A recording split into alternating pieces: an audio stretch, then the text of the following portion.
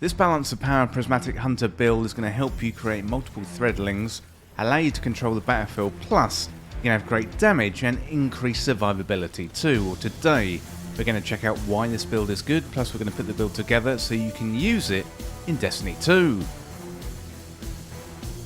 If you enjoyed the video, hit that subscribe button down below for even more Destiny 2 content. Okay, first of all, why the build is good. So this Hunter build focuses on synergy between Strand threadlings, melee combat and ability regeneration. At its core, the exotic leg armor balance of power that enhances the threaded Spectre decoy by increasing the duration and durability. So when damaged, the decoy spawns additional threadling and provides significant ad clear potential, and a key bonus there is the radar invisibility. That is very, very good. So the subclass also combines Void and Strand abilities for a very versatile toolkit. We've got the Shadowfall Deadfall Super that tethers and suppresses groups of enemies, and we've also got Combination Blow and Gambler's Dodge as well. That is going to help with melee kills, healing, and also class ability regeneration. So the fragments fuel constant ability uptime and provide offensive and defensive buffs. You're going to gain energy for melee and grenades based on the light and darkness kills, become radiant with powered melee kills, you're going to earn unraveling rounds for your strand weapons, and frequently trigger transcendence for burst power spikes. So picking up also power also grants buffs like woven mail and overshields as well, so it is very, very good. So for the weapons, I'm optimizing for threadlings, so using the hatchling perk. I've got the mirror imago, the crowning duologue, and also tessellation as well. So I've got basically 3 strand weapons on this build. It is very, very good. So the build excels at controlling the battlefield. You maintain high survivability and cycle abilities fairly constantly, with a very strong emphasis on mobility, crowd control, and also passive damage via the threadlings. So this is really good for ad-heavy PvE content and offers pretty good PvP stealth as well. So you've got damage buffs and healing, and basically you have really strong performance across most endgame activities.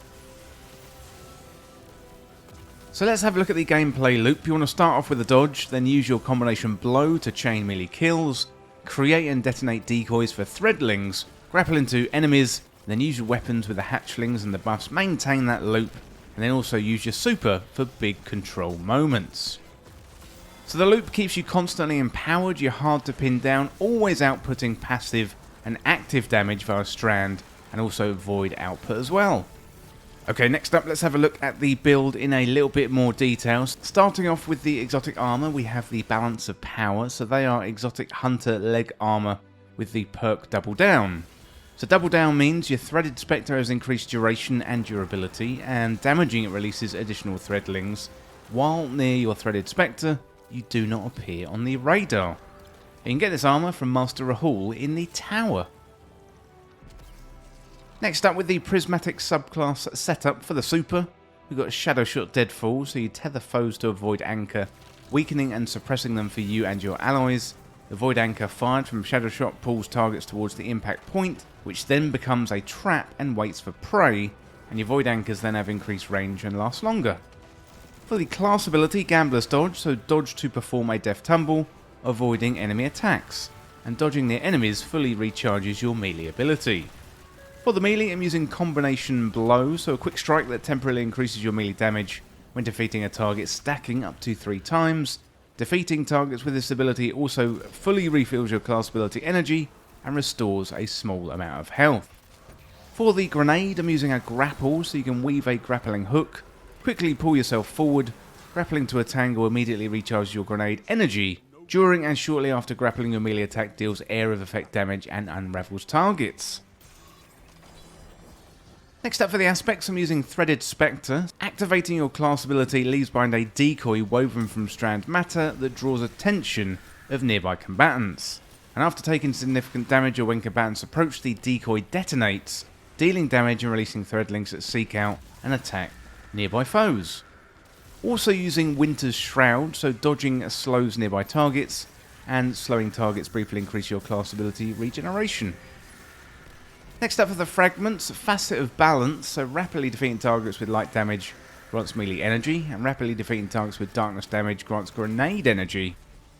Next up, Facet of Bravery, so defeating targets with powered melee final blows grants unraveling rounds to your strand weapons. We've got loads of those, that is going to be good.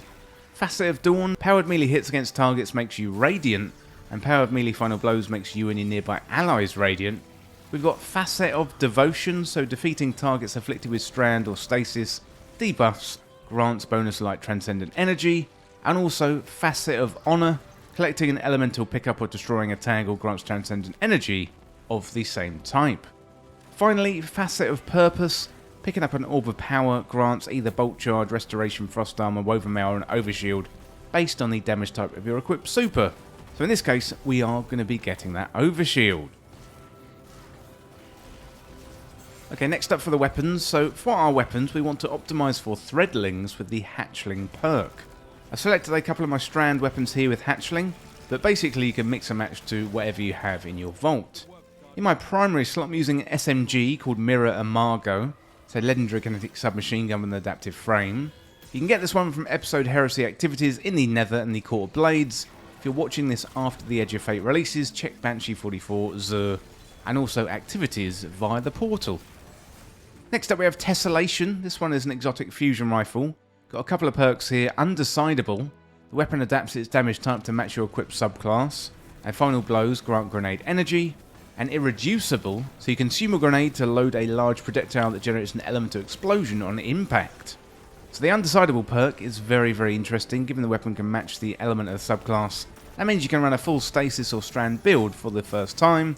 So this is good. We're going to use this. We're basically going to be using all strand weapons for our build. In the final slot, the heavy slot, I'm using Crowning Duologue. This one's a legendary power rocket launcher with a precision frame, meaning the weapon fires a small auto-tracking missile. Missiles lock onto targets when aimed. If you want to get this one, you can get it from Solstice. This is a free event in the summer, and actually it's coming up very, very soon. So make sure you pick up a Crowning Duologue for yourself. Finally, we have the mods. On the head, I'm using Strand Siphon. Rapid Strand Weapon Final Blows create orbs of power. Special Ammo Scout.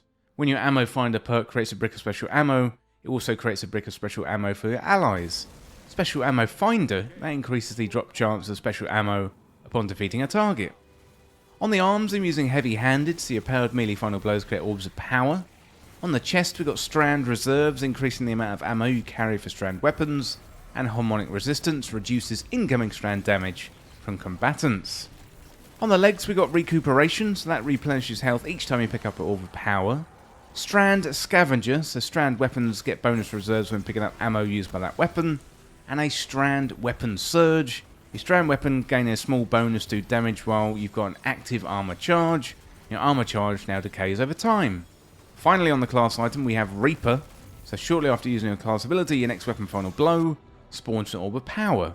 Then we've got Bomber, reduces grenade cooldown when using a class ability, and Powerful Attraction, automatically collects nearby orbs of power when you activate your class ability.